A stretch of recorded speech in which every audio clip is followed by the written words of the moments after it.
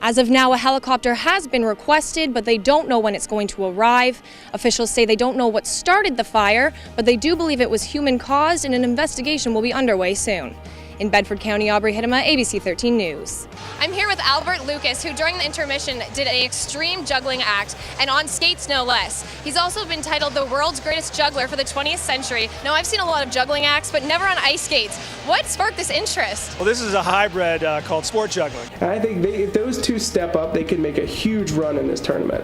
You know, although I do value your opinion, I can't say that I agree. I would have to go with Delaware. They've got Broad, my bro Broad. Man, he got MVP last year. The team won the tournament last year. This 10-acre wildfire is in the James Wilderness area. 20 first responders went to the scene, but not with your typical firefighting equipment. Right now we're on the ground with leaf blowers, chainsaws, and hand tools. The distance and location of the fire makes bringing other equipment nearly impossible. Responders had to bring equipment they could hike with. And even so, there are still restrictions. Now, the last time they took on the Seawolves, they came off with a split.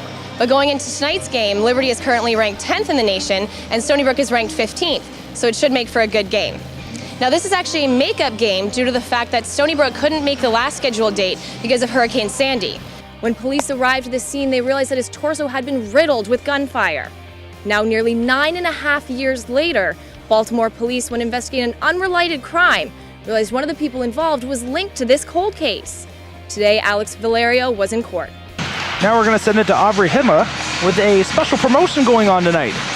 Tonight's going to be interesting because there's actually a competition going on, or a draw rather, for a $6,000 Ahava ring. This is it right here. And what's nice about this competition is that somebody will be going home with the ring tonight. You know, Coach, obviously throughout this whole weekend there's been lots of tension between these two teams. Penalties on both sides, fights, almost fights. What have you been doing just to try and encourage the guys to stay out of the box? It is the new word game app called Ruzzle. It is actually within the top 10 most popular word games right now in 128 countries. So college students are just blowing this thing up.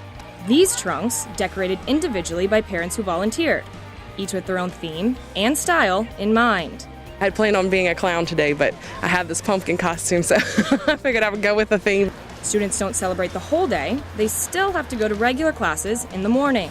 We do our regular academics through most of the day, and then right at the end of the day, the kids are allowed to change into their costumes, and the teachers change into their costumes as well. After changing and lining up, the kids begin to parade to show off their costumes, something they look very forward to. The Liberty Flames are taking on the Davenport Panthers.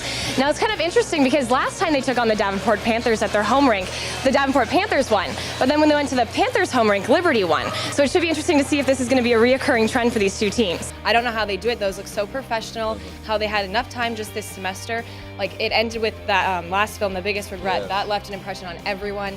And it's all relatable, you know? It's on campus, student living. It's awesome. We can definitely relate to it, and it really was a great job. And when you saw him in the suit, did you know right away what it was going to be? I had a feeling, yeah. So was it something you guys had been discussing, or is it a total surprise? Head coach Kirk Handy has been injured this past week in a severe four-wheeling accident. He actually just got surgery to his face yesterday, and the doctor said he will be having a full recovery. Guys, we're down here with some Liberty fans, aren't you guys? What are your names? I'm Shola. Corey. All right, so do you guys want to play some trivia? Absolutely.